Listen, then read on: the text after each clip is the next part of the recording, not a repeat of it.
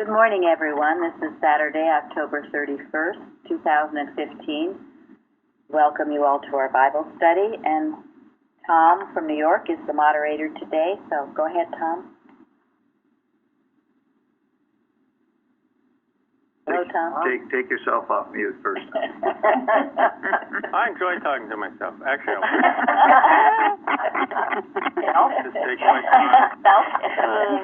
I get it. You were just rehearsing, right? Actually, I was reading. So anyway, okay. Good morning. So we'll start with a quote from No and Yes. The Reverend Dr. A.J. Gordon, a Boston Baptist clergyman, said in a sermon, "The prayer of faith shall save the sick, and it is doing it today. And as the faith of the church increases, and Christians more and more learn their duty to believe all things written in the Scriptures, will such manifestations of God's power increase among us."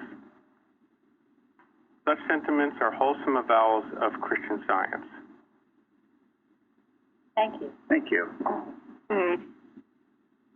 I've always kind of liked that because it kind of tells us that understanding God isn't exclusive to Christian scientists.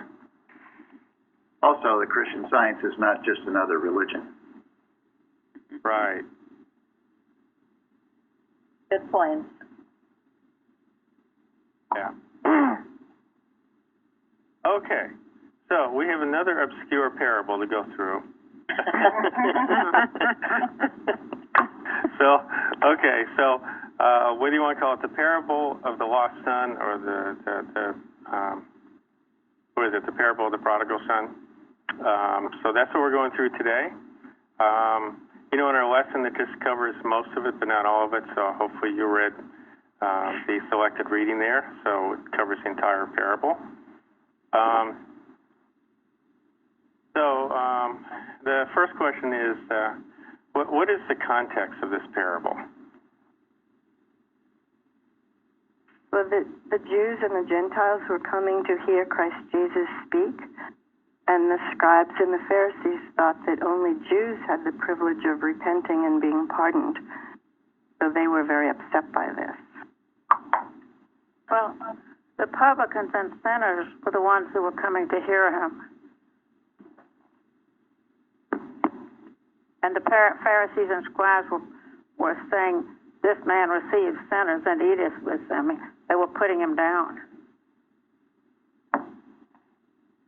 Yeah, the Pharisees and the scribes were being holier than thou, weren't they? They were indignant that Jesus would eat with publicans and sinners. I thought it was such a beautiful thing that Jesus was addressing the publicans and the sinners. They were the ones who gathered around, and he knew what they needed, and he knew what would reach them. And this is such a moving parable. It couldn't help but touch their hearts. What I thought was also interesting was that before he got to the prodigal son, he talked about the lost sheep and the lost piece of silver, and started making points about that we rejoice over the return of one lost sheep. They would go, the man would leave his 99 and go find the one lost sheep, and then ask everybody to come and celebrate that he found it. Yeah, this is the third parable in a row, with two others actually preceding it. Yeah, and one was one lost out of 100, and the second with the coins was one coin lost out of 10. And one of the commentators said the sequence emphasizes the magnitude of the lost son. Here was one lost out of 2 of his sons. I really appreciated reading a little bit about that, the lost sheep part, and a Bible commentary pointed out that the story may imply that the shepherd is searching through the barren mountains for his lost sheep, but the fact is that the shepherd knows exactly where his sheep is, and that his finding is not his discovery of his sheep, but its discovery of its shepherd. And it went on to say that God's true possession of man is not simply because he created us, because until we come to yield ourselves to him and obey him and truly love him, we are like lost sheep. So the shepherd seeks us through our challenges, and the prodigal son story is this perfect example of that lost sheep parable. That's a wonderful point. Very good. Because the prodigal son, the son had to come back to the father. Right. But also going back to the scribes and Pharisees, they were critical because Jesus kept company with sinners. Like, so typical of the human mind, and of course we see it today, people make judgments about people based on what company they keep, as if they were the ones that are regulating other people's lives, so to speak. Pretty nasty error, quite frankly. We don't see this in any of the churches that we've ever gone to, though, do we?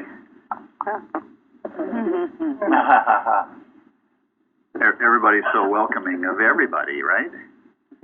That's why there's so many. Water seeks its own level, they say, and that's what makes the click. And to ask yourself, do you judge, or are you judging others by their whatever look, job? Think about it. It's still very prevalent. It is certainly prevalent, as we've known, among Christian Scientists, but make sure it is not prevalent in your own heart and soul and mind. God does not look on anything but the heart, and we mustn't either. I was talking to someone yesterday about this. It's a terrible, terrible trait to root yourself of. And sometimes it's very ingrained. Maybe you don't even know you're doing it. But don't. You look within the heart. Don't be impressed with whatever jobs, looks, education, anything like that. What is in the heart?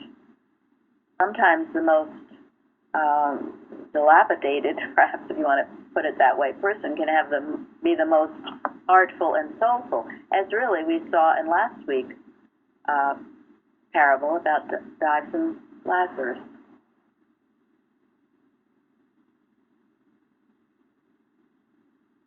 And really, whenever you're looking at anyone judging them, no matter for what reason, you're really kind of putting yourself on a pedestal and thinking that you're the one that's right, and that is so wrong.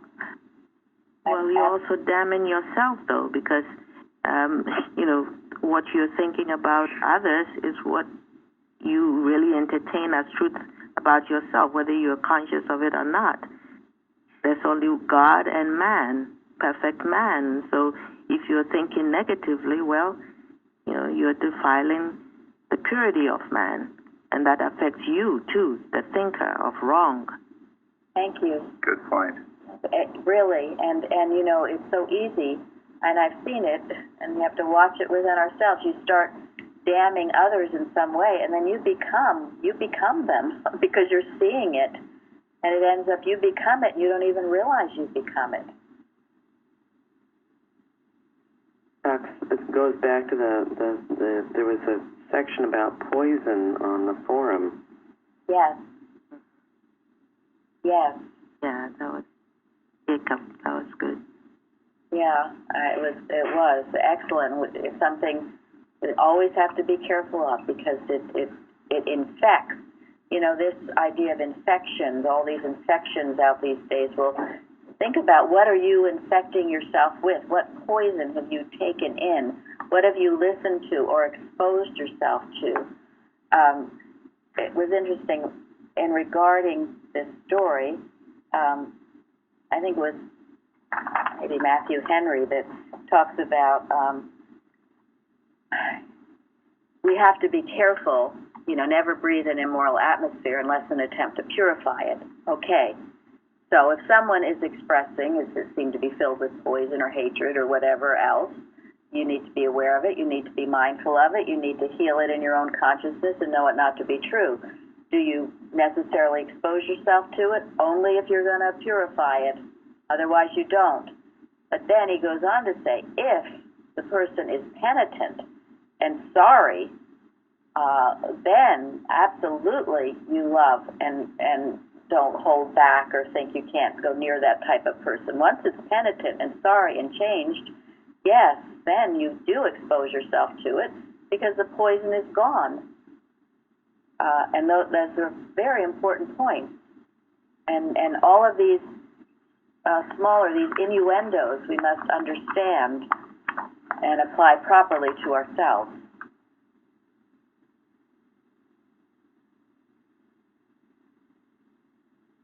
Mrs. Evans used to speak about toxic relationships.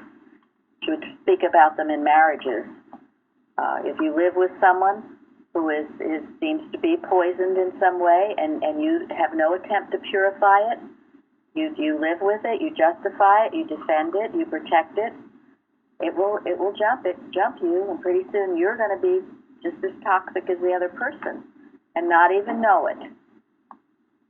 And it works. That's why we must always be a law unto ourselves that mental malpractice cannot harm you, us, when asleep or when awake. And be alert to this. And protect the atmosphere in our homes. Yes. Yes. And it can come across as very sweet or kind or, manipulative. Of course, it would come across that way, in a manipulative way. And pretty soon it's got you. And you're thinking thoughts that are foreign to you and believing them. And I've seen cases where, it becomes us against the world in toxic relationships, especially when one person wants to own and dominate the other. And they work to do that, and when they do, then it's like everyone's against us, and you live to yourself. This is why, again, Mrs. Evans would always say, no closed doors. Keep your household open with the winds of truth blowing through. So nothing like that can get started and work in secret. Do you understand all that I'm saying? Well, it's an interesting distinction, which is not sure I fully understand, but you don't really want to associate with people who are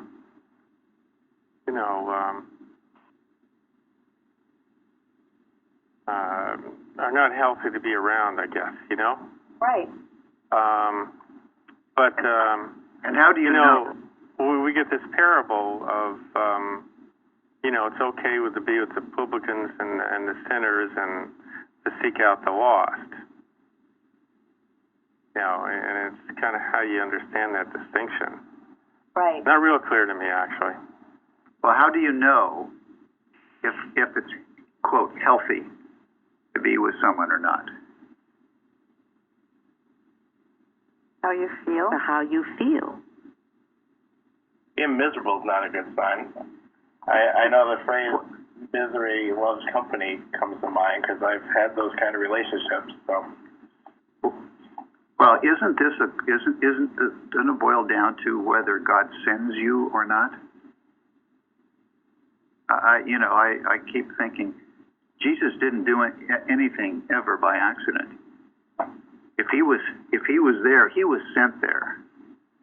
And it's our spiritual sense is the only way to tell.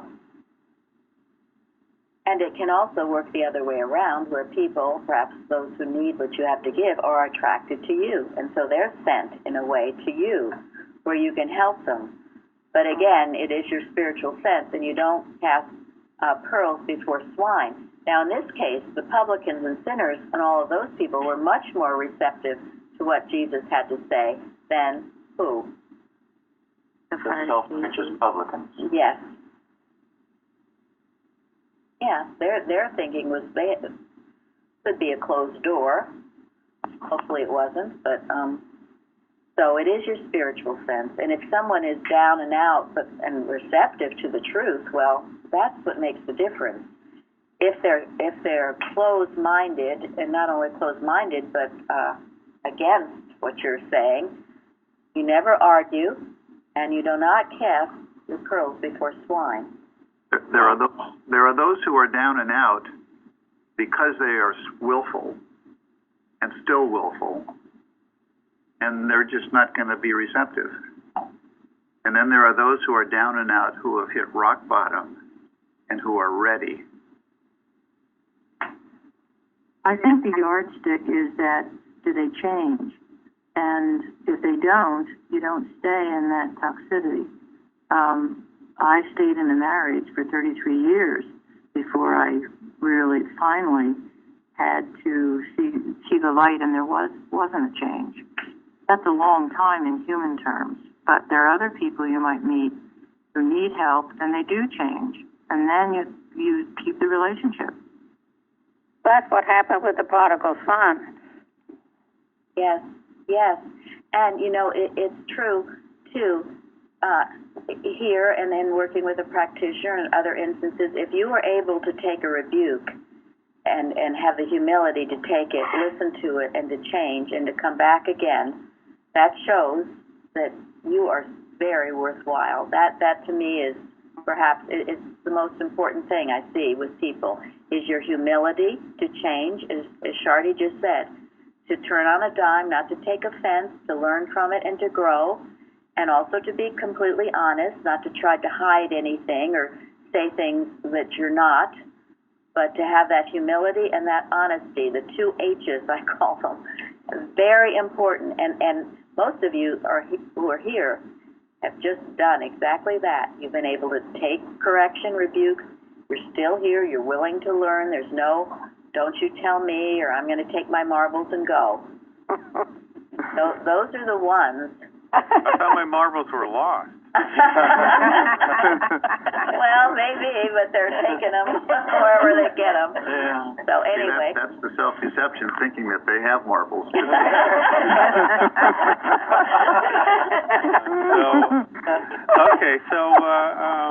Our next question is, can I just say something? Certainly, please. Please, thank you. I really appreciate what was said about whether God sent you into that situation or being sent by God into that situation, because what's been fascinating to me was that my wife said that spirituality was the highest form of healing. She's an alternative veterinarian, and when I was brought to understand Christian Science and I came running back thinking this was the pinnacle, the resistance was quite fascinating. So it's been an interesting ride, but the thing that I've been working on is that number one, she sent me into this, she opened my mind to this idea, and she rejected it, but my sense is that most of the world rejects it, and if I'm going to do good in the world, I have to learn how to overcome it. And that's what I'm trying to do in this situation. And I like that idea that God, listening to God to send you and direct you into these situations. Good. And He will. Count on it. Yeah, He will. And I think we mustn't forget, some things don't yield so quickly. But if you're praying, listening to God's direction, what He's telling you to do, you can work the best you can, and things do change in some of these cases. It is the truth that is at work. It never stops. Yes. So that is the truth, and my problem is that I keep thinking that I have to say something to her instead of God. That's where I run into problems. Well, and that's where the patience is so required. Because patience. What's that? Right. Because what is impossible to man is possible to God. If you're not getting anywhere by opening your mouth, then let God do the work. Yeah, some of the best work is done just mentally because they can't resist it. They can't. You just are knowing the truth. That's why Mrs. Eddy says that in Science and Health. you work mentally. When you open your mouth and start telling people or directing, then the resistance comes up and it builds. So just quietly know the truth, and God will bring it around in the right time. Pitiful patience, their fears. Go ahead. And I say God will reveal what decision needs to be done, needs to be taken. Trust in truth, it says, and have no other to trust. So that's what we're doing. We're expecting, yes, God is directing. And the father here had patience, didn't he? Yes. He didn't go running after his son to tell him what a fool he was being. Right. It's just such a beautiful parable. Yes. Example of the Father's love. Father with a capital F. Okay, Tom. Okay, so what kind of respect did the younger son show the father?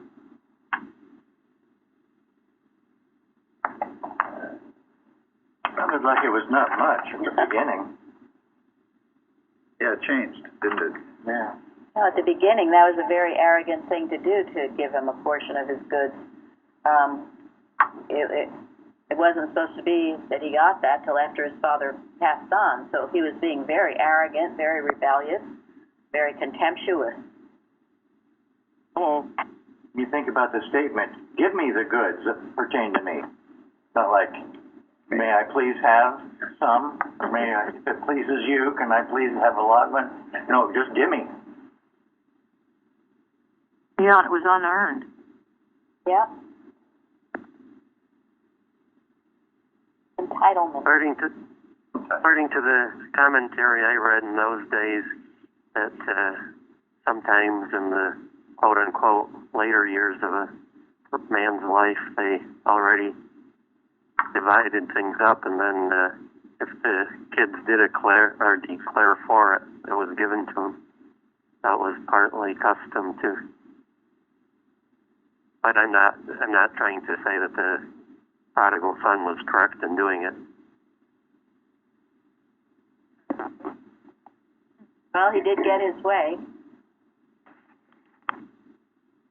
He knew his father was straightforward. I mean, he had a certain trust in his father. He can ask for it, and he would get it. You know, it's not that it was necessarily, it wasn't the right thing to do, but And that there was a straightforward sort of relationship going on in some way. Right. And be careful what you ask for. You might get it. So in terms of respect, I mean, so what do you think? I mean, he seemed fairly decisive, you know. It was not many days after that, you know, he got his inheritance. Then he took his journey to a far country. So he was pretty quick about taking the inheritance and doing something with it. He felt there was a better place out there, something a lot more alive and fun. What young people often think. Older people too. People can see that in general. Yes, I agree. Well, it sounded like in his father's house there was some degree of order and discipline, as there should be.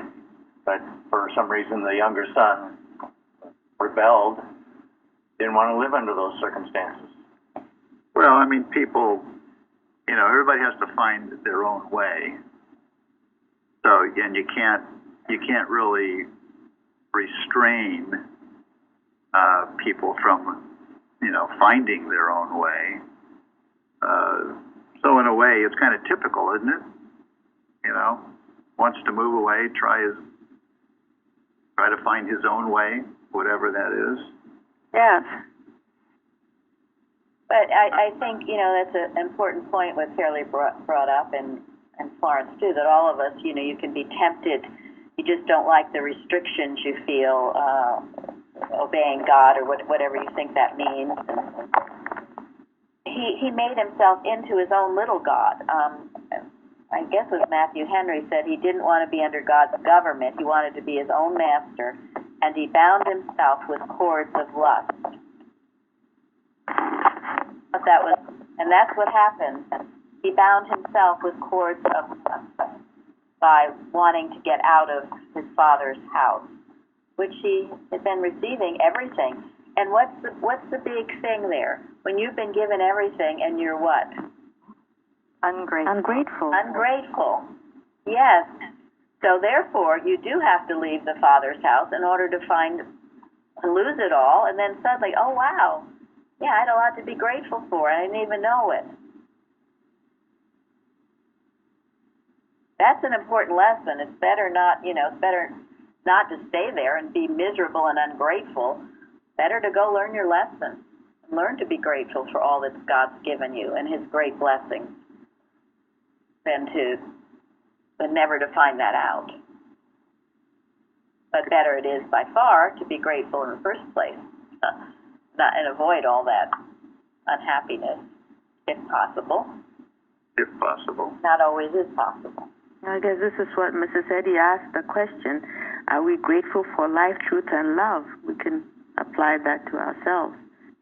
Thank you. Absolutely. Because most often we're not. We just take it for granted. It's all around us, God's blessings.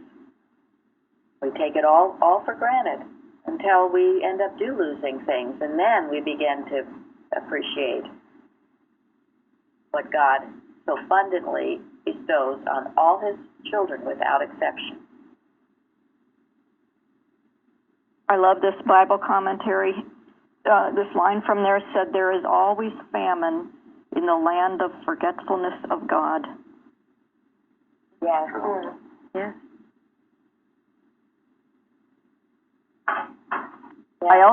I love the father's not needing to lecture his son, yelling at his son, telling him he's making a mistake. How can you do this? You're not appreciating what you have. I mean, none of that stuff. Not trying to control the situation, just the wisdom and the unselfishness to let him go, and trusting, obviously, that something good was going to come of that experience for him. Yes. As any parent can say, it can be very difficult to do that, but you've got to. And if you're a working scientist, you'll know that the angels of His presence are with that child, or whoever it is, doesn't have to be a child, and that he will learn the lessons that he needs to, that God is speaking directly to him and telling him all that he needs to know, and that those angels of His presence will lead him home. I thought it was interesting, and maybe this is the place to bring it out. Matthew Henry lists the sinful states that the Son was in, and those of you who read his commentary, but his first one, he says, a sinful state is a spending state. Spending. Took his money and he just spent it on everything he could, the wild living, but it also brings out he spent the talents that God had given him. I mean, not spent them, he wasted them. God has given us all talents. When we take that wrong path, we spend them foolishly, or so to speak. We end up wasting them, and we realize or feel we have no purpose in life because we don't. We're not doing God's will, our divine destiny. We have no purpose. And then he said the second sinful state is a wanting state, and that goes back to what Sana said, where famine reigns. And the third sinful state is a vile, servile state. So he ends up feeding the swine. You end up becoming a slave to what you've made gods of, false worship, and ends up being enslaved. That's what mortal mind will do to you. It will enslave you, as I said earlier, the cords of lust. And then the fourth, a sinful state, is a state of perpetual dissatisfaction. Because, why would it be? Well, you're in a state that is not your natural state, not your real state. You can't find any comfort or satisfaction in that. Yes. Exactly. The only satisfaction there is in doing what God created you to do. In obedience to that. So you're hungering for something, and you're looking for it in all the wrong directions. And what is one of the Beatitudes? You have to hunger after what? to righteousness. Yes. And seek Him with your whole heart. That's the only thing that will bring satisfaction. So then the fifth is a sinful state cannot expect relief from every living creature. Now, what does that mean?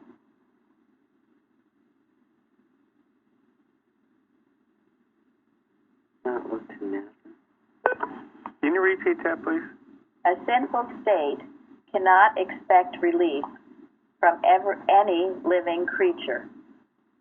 Well, you're not going to get relief from anything in matter, and that includes relationships, hobbies, interests, anything. I mean, the only place you're going to get relief is from God. Yes. Spirit. And Mrs. Eddy has said, would life without friends be to you a blank? You'll come a point, and that is the point, where maybe all your friends have deserted you. Everyone has left you.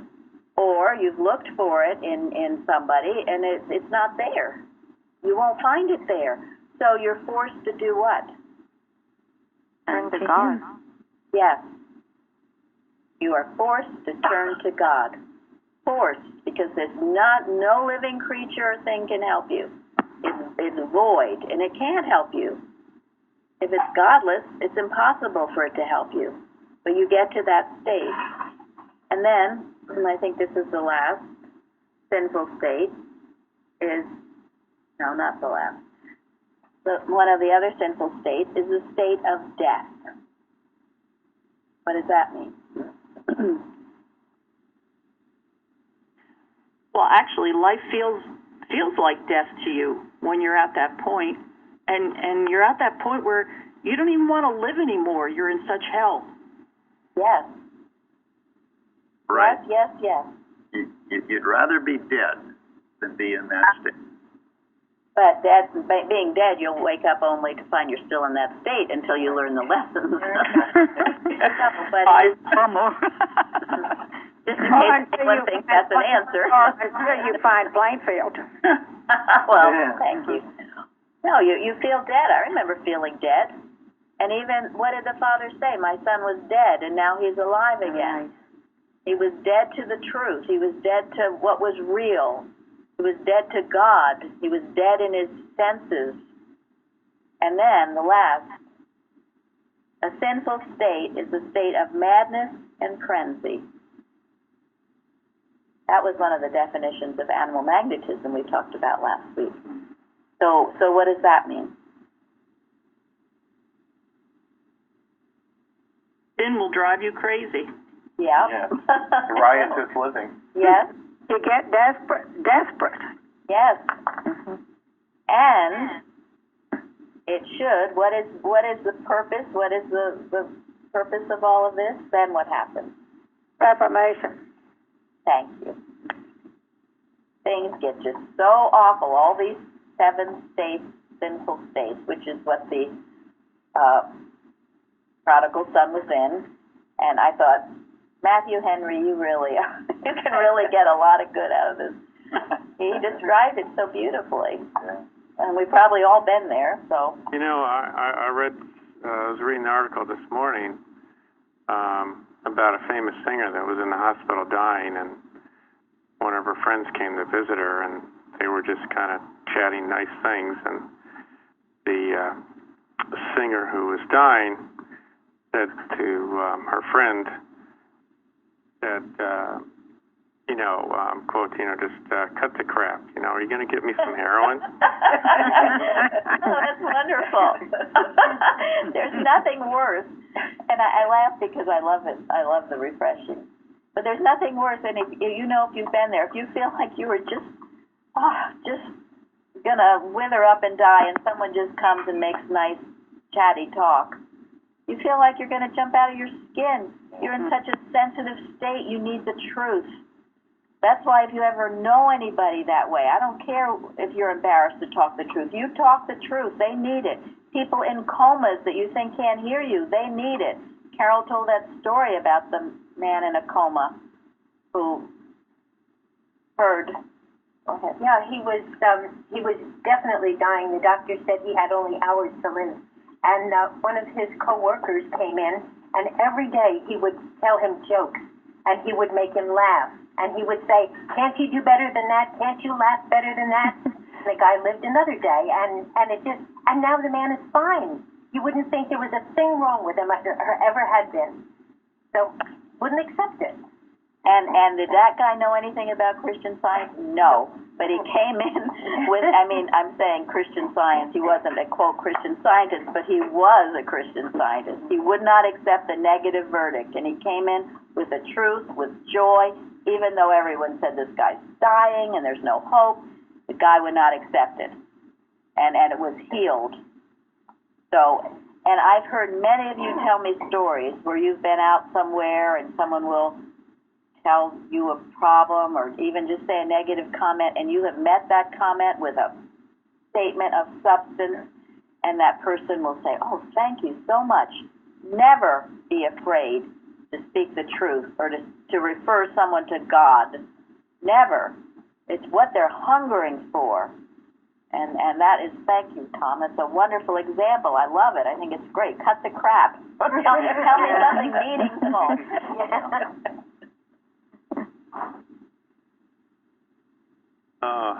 So that reminds me, it was maybe a few weeks ago, but I usually don't say anything to the homeless, but I was walking by one, and he was being particularly aggressive, so I just mumbled, "God bless you," Anyway, the guy didn't hear what I had to say, and I think he flew into a rage, and said, "What'd you say?" Because he probably thought I was saying something offensive, So I looked at him, I said, "God bless you, and have a good day."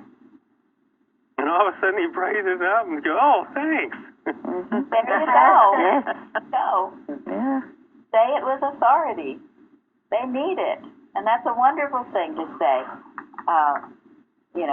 To say to someone in need, "God bless you," and He does. And if it's from your heart, they will feel it and they will be blessed. And it's a good example. When you have something worthwhile saying, speak up. Otherwise, people will think you're saying something else. Right. That's right. Yeah, he was about ready to fly into a rage. He thought I said something offensive to him, so he didn't hear me. But look, let's go on to our next question. The younger son said, I guess basically to himself, he's going to go to his father and he's going to say, "I've sinned against heaven and before thee, and am no more worthy to be called thy son. Third, make me as one of thy hired servants." So, what led to him saying those things, or wanting to say those things to his father? Repentance. His newfound humility. His great affliction led him to it. He went through those 7 steps that we just talked about. He spent all his money, began to be in want, tried that material method for relief, and it didn't work. Finally, he woke up because he went crazy. Yeah, it says he came to himself. Yes. What does that mean? He recognized the truth. He realized who he really was. He was humble. He became humble. Went into his right mind. He woke up from the Adam dream that he was having. And remember, it's always a dream, this whole description. It was the Adam dream. He woke up from it. And that's what it feels like. Suddenly you wake up. Whoa, what's going on? What was I thinking? Where have I been, right? Right, where have I been? Mm-hmm. How bad did it get for him? Oh, it was his hunger and suffering that brought him to that point. I had to because it's the contrast to the perfection, the wholeness, the love that God has for us. So It was even worse than that, though, isn't it? How bad did it get? He was in the swine. Nobody helped him. Nobody. Yeah. Jeremy? I had to look up the word fain, and it means gladly, with joy or pleasure. So he got to the point where he was glad to have what pigs eat. So. That's how bad it was. And in in the Jewish culture, when you're assigned to the pigs, that's like the lowest of the low. And if you want to eat even what they eat better than what you have, that's pretty low. Thank you. That was all very symbolic. The Jews aren't even supposed to touch pigs. They're very unclean. And here he was working with them, eating what they ate. It was absolutely so. He was rock bottom. Absolutely rock bottom. And those were those 7 states of sin we talked about. And isn't it fascinating? I find it fascinating how Jesus said this with so few words. Yes. He described how awful this was, the state he was in so few words. So true. That's that picture.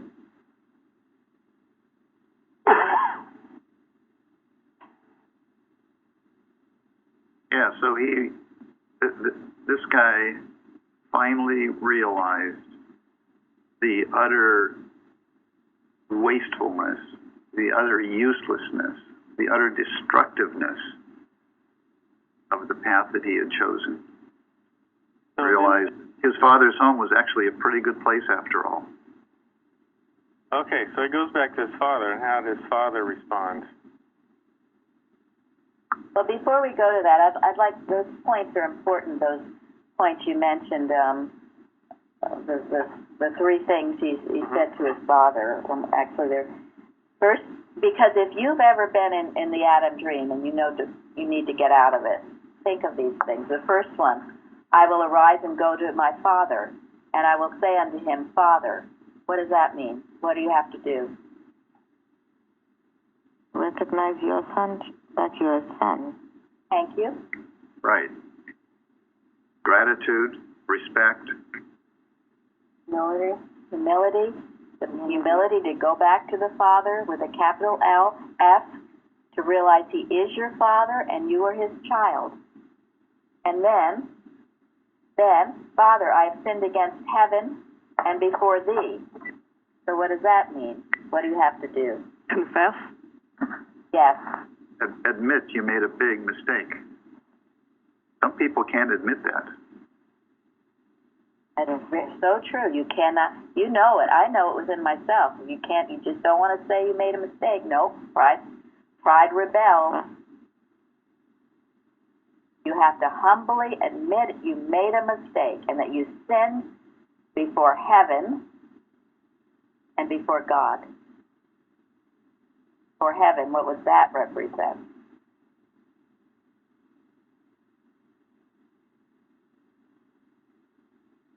Your rightful place?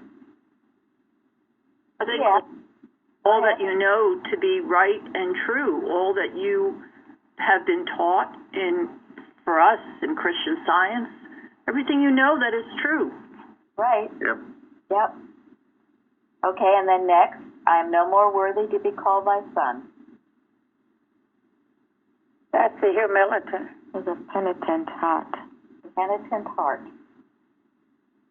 And then, make me as one of thy hired servants.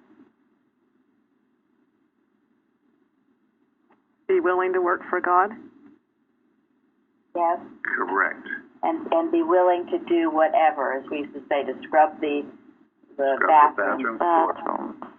To do, no, I want to be this, and no, I got to do that, and you know, if I come back, I want to be. He didn't ask to be first reader, did he? No. He didn't ask to be first. Rather be a doorkeeper in the house of the Lord. Yeah.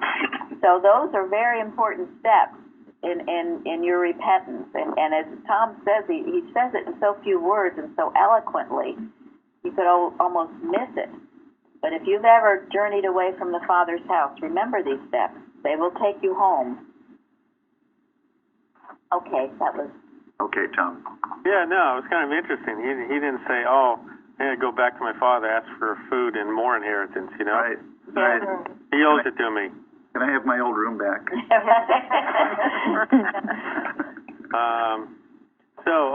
So the younger son goes back, and how'd the father respond?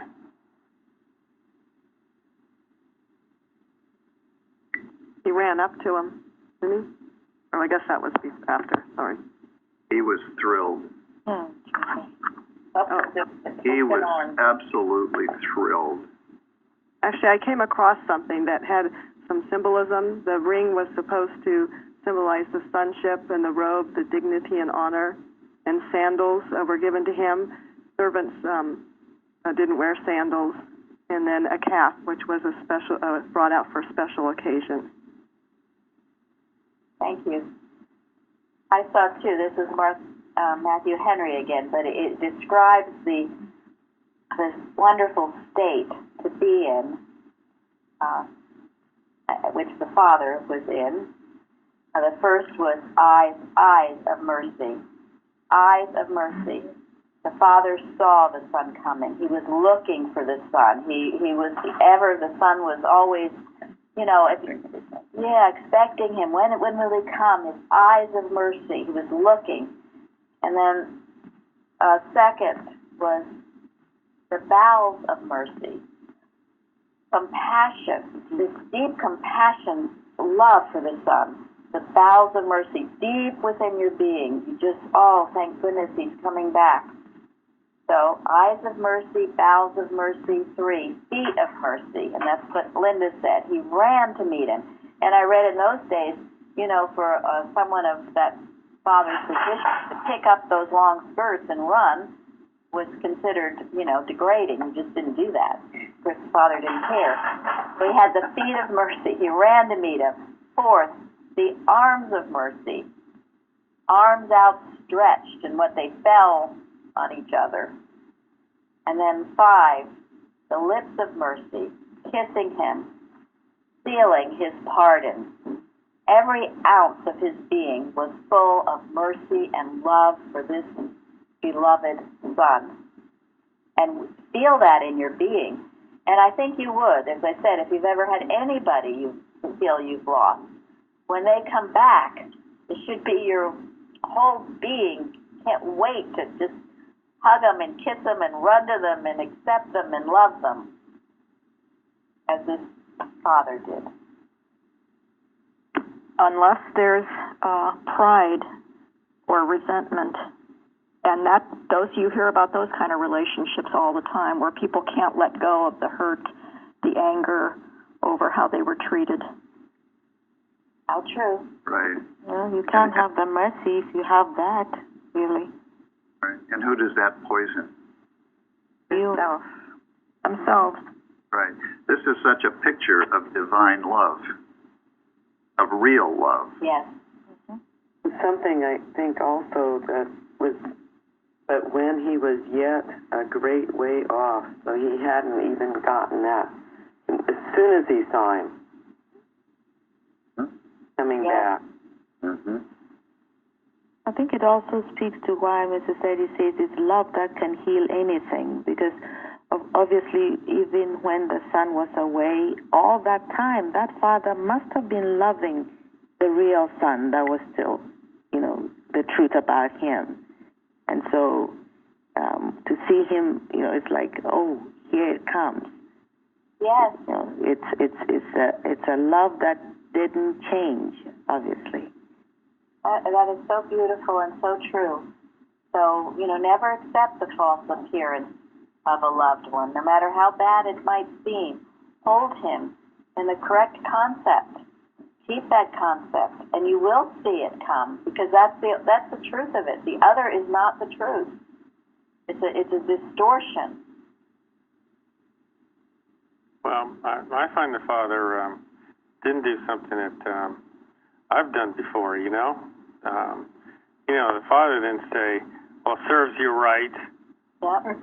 It's about time you learned. Yes. Every band that's long, and that's sort of, and it goes with what Sana says, and it's a very, very important point, because how sad if you do that. That's not the Father's love. That's your human sense of love. If you call it love. If love turns to hate, that sense of it. Then it would make somebody think they made a mistake by admitting their mistake. Yeah. But also, the Father knew that this boy had really repented. he wasn't manipulating and we're just trying to get back or in his good graces. It was true repentance. Therefore, there was true forgiveness.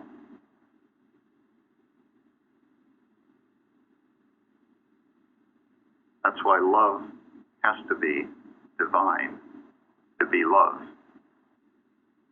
Otherwise, it's not love, is it? And those, those descriptions, what Sana said, and it's so sad.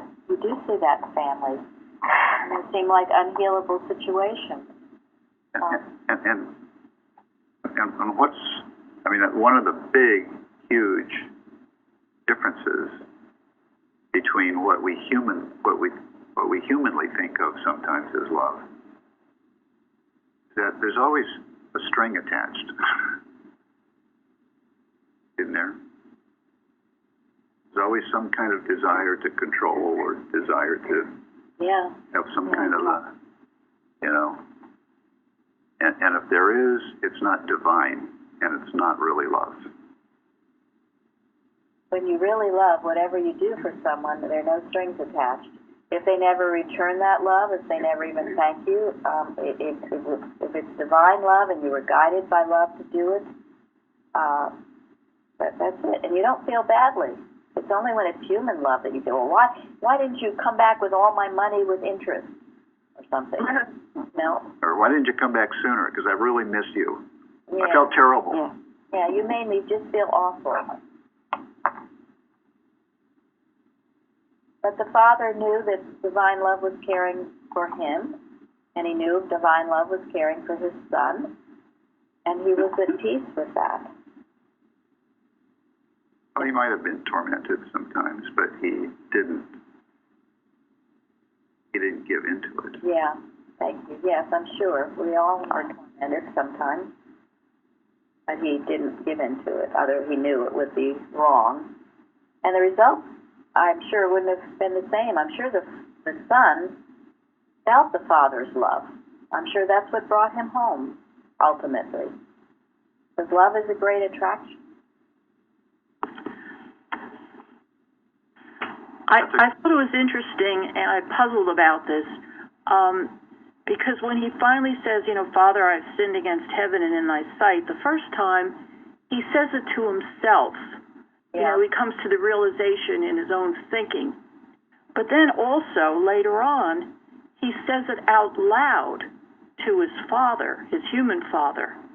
So I think it's important that if we've made a mistake or we've, gone through hell, not only do we have to realize it and come to our senses, but you have to verbally, vocally, maybe apologize to someone you've hurt. Make that vocal admission also. That's right. Yeah. No, you don't just have That's a conversation with yourself. And when you publicly admit it like that, it shows you really are over it. You have no pride. If you can't publicly admit it, you've got the pride there that won't. So that is important. Hello? Yes? Hi. I wanted to say that when it was mentioned penitence and being sorry and changing, that somehow let's not forget about when there's the prodigal son. He had a change. He had his healing. He realized what he was doing. But what about the people? And I speak from my own experience with a family member. What about the people that are in the middle of their experience and their suffering, and they're on the path and they're finding their way? To have open arms for them and to love them and not forget them and to reach out and be supportive rather than ostracizing or thinking that, we can't have an offensive person or someone who's going to, what was that Mary Beth, you spoke, something about an environment to if we're going to be around someone that either is going to purify the environment or something like that, you were saying, that for family members, for friends, for people that we see when they're in the midst of their struggle, to reach out to them, to support them and not forget them and not to ostracize them, embrace them and support them. And with my family member, I've noticed with this particular person that she never feels welcomed or loved. It's always, oh, she's the one with the problem. But I noticed that throughout the years, it hasn't been easy, but yet a phone call, a letter, an email, and they feel loved. They don't feel forgotten, and I've seen the change, and it's much easier to love and to reach out in degrees if need be, but not to forget them. And I've seen the change, and it's been good. It's been slow, but there's been a change. Okay. I don't think there's any argument about that. No, absolutely. And you have to keep the door open, and it's the unconditional love in your heart for them that brings about the change. And you have to be careful about reaching out. you have to. It's one of the things that has to be demonstrated. It has to be sent. That reaching out has to be sent by God. Because if you reach out the wrong time or in the wrong way, human do-goody. It's human do-goody.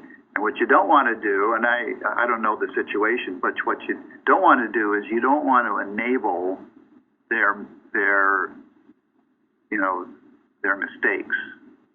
You don't want to make it easy for them to continue to wallow with pigs or whatever. Yeah. Exactly, yeah. But I have seen the change. The change has been there, which is inspiring, and I noticed that loving the individual and you speak to them about boundaries, they understand it, and they feel so much better to be loved because, they know what they're going through. They know what they have to do. But I've seen the effect, of course, with wisdom. But I just wanted to mention that because we can speak about someone who's already accomplished their mission, they've been healed, but what about who, the ones who are in the middle, struggling? We have to support them as well. But thank you. That's what the parable is all about. I mean, the Father never stopped loving the Son. I don't know whether he sent him Christmas cards or anything, but he never stopped loving the Son. And your thought is what's mighty and powerful. If God directs you to reach out and do something, fine, but it's the thought that matters, and the Father never, ever stopped loving the Son. And that is the point of the parable. You never stop, whatever they're going through.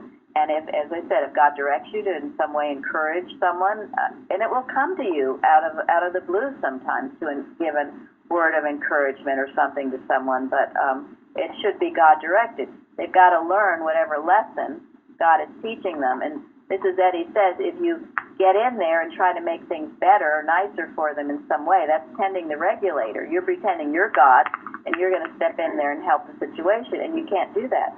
You've got to let God work, and God will work. That does not mean you never stop loving them, and that is divine love. Okay. Yep. Thank you. Yep. Perfection all the time. Yes. And, we've had it. I mean, I know in my own experience where someone I've loved, I've had to not see for a while, but I never stopped loving them or praying for them or knowing God was with them, never once. And eventually the whole situation was healed. But for a time, I had to remove myself from that person. Just, God said it, no more, nothing. Leave them alone. Let them learn what they need to learn. And I did. And sometimes that sort of obedience is a lot harder than, trying to get in the middle of things and work things out humanly in some way. So, God works. Sorry. No, I was saying this is why the necessity of no matter how long you're still listening to God, asking Him, what do I do? What should I do? And the direction does come as to what you need to do or what you do not have to do. Thank you. That's wonderful. Yes. Yep. And I know Mrs. Evans even, she had a lot of people that came in and out of her life, when she was leading this church through the lawsuit, and then through, you know, its independence and establishing, you know, teaching and all that stuff. There were people who just, you know, who couldn't hack it, who wanted to sort of go off on their own way, and some of them had been kind of, you know, good friends or close friends, and she would say, you know, if they want to come back, great. They can find me in church. There wasn't anything human about the relationship, and she didn't let anything human get in and influence the relationship. So if you understand, every relationship has to be based on God. It has to be. Otherwise, it'll turn to crap. But if it's based on God, they will come back at the right time, and you will be sent by God to do the right thing at the right time. The door's always being open, never closed, always open to God's child. I have proof of that. Years ago, I was trying to help an individual as a friend, and I came down with this rather severe hip problem that I never had before. And then one day I was reading, and part I never read or understood was casting pearls before swine, unless they turn and rend you. And I realized that I was so trying to help him on a human basis, thinking it was Christianly, that it came down upon me, because after I read that, the hip thing totally disappeared. That is a great, thank you. That's a wonderful illustration. Good point. Yep. And I've had it too, and you can tell if you're with a people or in any way, if you come home and you feel really bad, or if you get some physical thing going on, you can question the atmosphere of what you allowed yourself, put yourself in. Was it really pure, or was it toxic? And you've got to defend yourself. Mortal mind beliefs are everywhere. That's why we're never off guard, never absent from our post, never ill-humored, never unready to work for God. We've got to be in it. Men and women. Yes. Thank you for that, Mike. So, Tom. Tom, yes. How are we doing? Well, fine. I think we've come to the end of our hour, you know. Well, we can tomorrow at the round table. I think your other question is, describe the understanding of the obedient older son. It's a good one to talk about, so we can continue that tomorrow. Okay. Yeah, we'll have time tomorrow, because it needs time. It needs time. Important point. I don't think there's a quick answer to that one. So. No. Well, God puts this blessing on this time together. We all learn and grow and share, and people are so grateful for our Bible studies, and I am very grateful for them too. I look forward to them. And remember, you change your clocks tonight, back 1 hour. It might be why Zari Newt aren't with us.